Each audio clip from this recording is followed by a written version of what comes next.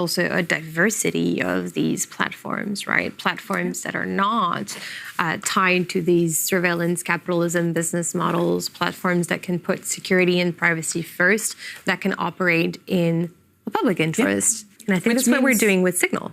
And I want to talk a little bit about that. Ourselves from the sins of the 90s. And doing redeeming ourselves from the sins of the 90s. Yeah. Speaking this of is religion, not a fashion commentary, right? This is, well, it's fashionable commentary now. And it's a crypto war commentary. It is a crypto war commentary. It is a crypto war commentary. So let's talk a little bit about what's happening with Signal. I was very excited to see that you published a piece about how much it takes to run Signal. Yeah. And you said it costs $50 million a year to actually operate this technology globally. Yeah. Why did you do that? And how are you using $50 million a year to make Signal work at scale? Well, we did that in part because we are a nonprofit, a rare nonprofit, not a fake nonprofit like OpenAI, an actual nonprofit that operate in a tech space, again, dominated by this business model. So we, wanted to be accountable to the people who rely on Signal, the tens and tens of millions of people across the globe who use this as critical infrastructure, who donate to keep us running. And we wanted to offer a cross-section of just how expensive it is to develop and maintain highly available global communications infrastructure, these sort of, free products and services, and thus shed light on how profitable this industry is and how significant the monetization of surveillance is in terms of a revenue generator. We're a nonprofit because the engine of profit is invading privacy.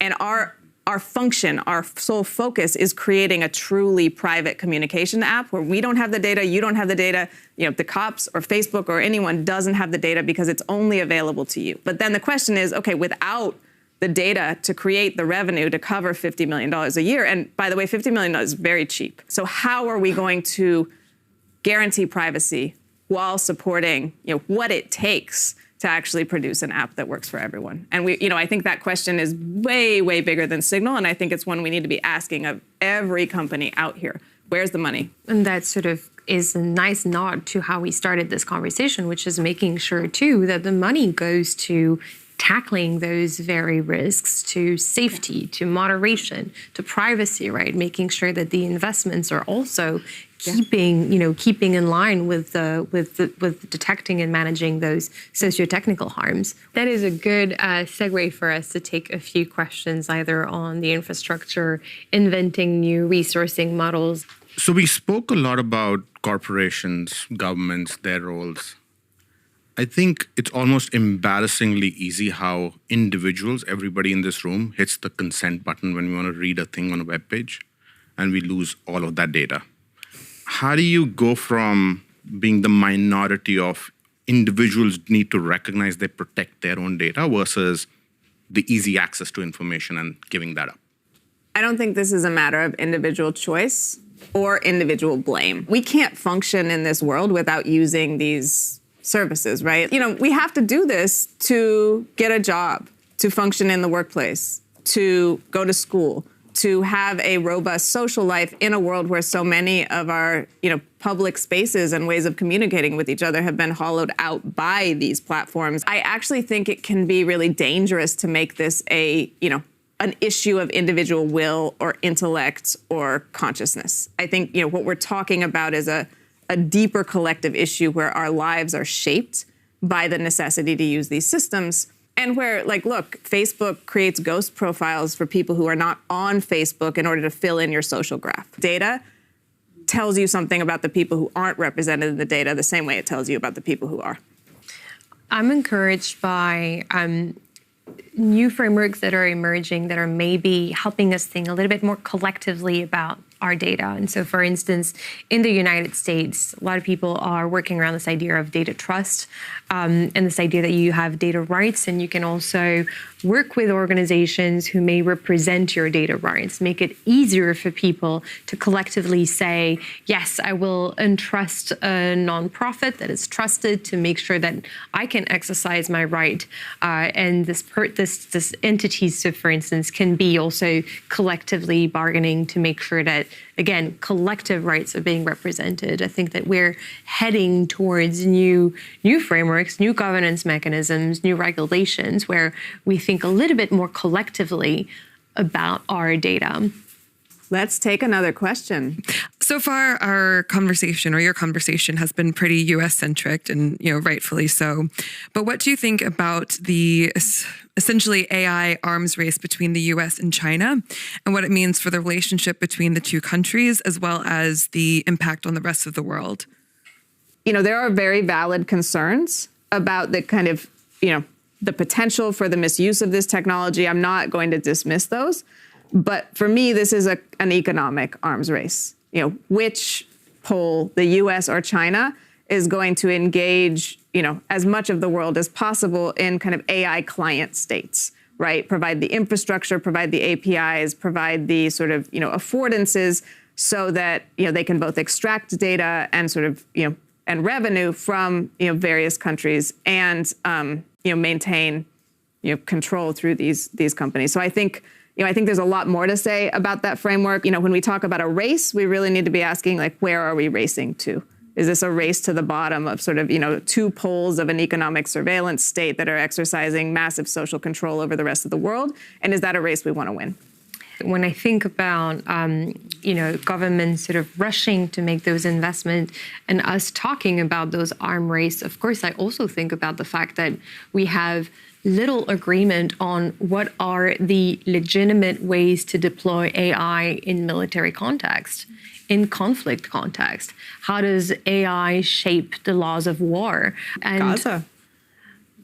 Gaza, that we have investigative reporting that targeting is being done by AI, that there's a massive AI apparatus, and that we're witnessing significant, unspeakable civilian casualties, even in that context. I think these are very important questions. We are unfortunately in a world where we have multiple wars and conflicts, and seeing governments accelerate to both build and deploy those types of new technologies in conflict context must give us pause and help us ask to what are the rules of the road for the deployments of these technologies in these contexts too. So, when we talk about arms race, this is sort of first where my mind goes, for sure. So we'll take one last question. There are information vacuums right now, which are good breeding grounds for disinformation. And what do we do when, you, Meredith, pushed back on the Online Safety Now Act surveillance powers in that? So when you see government and big tech censors fusing their powers, is the solution break up big tech? I, like you, am very concerned about this sort of metastasis of surveillance and censorship powers, again, in the hands of, governments and corporations that don't always reflect, community norms or, the, social benefit or the interests of the marginalized, or et cetera, et cetera, et cetera. So I don't have a solution for the one weird trick to solve it. But I think it's going to require social movements because, again, you're looking at sort of entrenched power and a kind of government is willing to weaponize the language of accountability and the language of reducing big tech harm in contexts where that expands sort of the big tech model or the authority to governments, right? But what we haven't seen are sort of bold regulations. There is not political will to use the regulatory framework. So I think there needs to be much more demand. And I think about it almost as a kind of dignified stance, right? We don't want to live in this world. And we should have the imagination and I think, the deep optimism, right? That is willing to recognize a world in trouble, in danger, in, terrible peril, isn't looking away from that with Pollyanna eyes, and then is demanding changes to that. with a clear map of just how bad it is. That's a very elegant phrasing to say that we should and we are able to invent alternative futures, alternative models, and then to say indeed, like this is not how we want to live with technology. It's not being a Luddite to say these are not models that should continue, right? Let's invent alternative futures that are more rights preserving, that are better for society, that are better for the planet too. That's also huge climate implications in everything that you just said around surveillance capitalism that we don't talk nearly enough about. Yeah, I mean, there's a history of computation that actually traces it back to plantation management techniques that were used to discipline, control, and surveil enslaved African people as part of the transatlantic slave trade. And I've written on this, sort of the history of computation as taking templates from those labor control mechanisms at the sort of birth of industrialization. What paradigms were they reflecting and refracting? And no, that doesn't mean we throw them away. That means we're mindful and we just like, in a kind of punk rock spirit, we demand more of them. I love that. I think that this is a perfect ending. Let's embrace that punk rock spirit. Let's demand more. Let's invent better futures. Thank you so much for this conversation together. Thank you, Camila.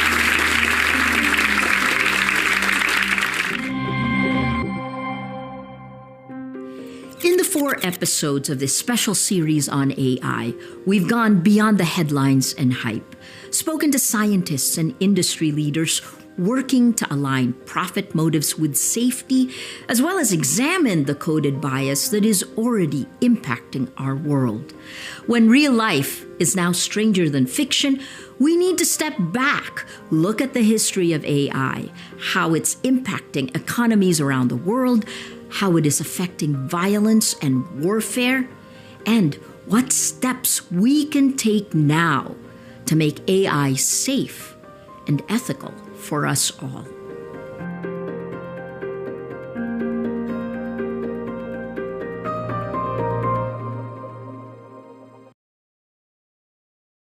Diverse in nature, color,